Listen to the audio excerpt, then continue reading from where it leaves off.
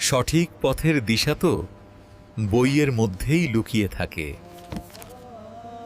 আসসালামু আলাইকুম। ওয়ালাইকুম আসসালাম ওয়া রাহমাতুল্লাহ।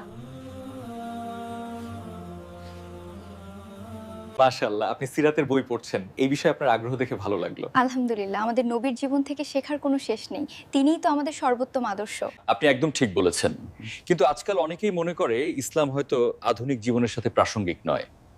এই বিষয়ে আপনি কি মনে করেন? আমার মনে হয় সমস্যাটা ইসলামের নয়, আমাদের বোঝার। কুরআন ও সুন্নাহ তো সর্বকালের জন্য। কি বলে, আধুনিকতার নামে আমরা যা করছি তা কি আসলেই আমাদের আত্মাকে শান্তি দিচ্ছে নাকি অস্থিরতা বাড়িয়ে দিচ্ছে? সুবহানাল্লাহ, আপনি খুব সুন্দরভাবে গুছিয়ে বলেছেন। আপনার সাথে কথা বলে আমার নিজেরও অনেক ধারণা স্পষ্ট হলো। জাযাকাল্লাহু খাইরান। আল্লাহ আমাদের সবাইকে সহিহ জ্ঞান বোঝার তৌফিক দিন। আমিন। আমিন। পড়ো তোমার প্রভুর নামে।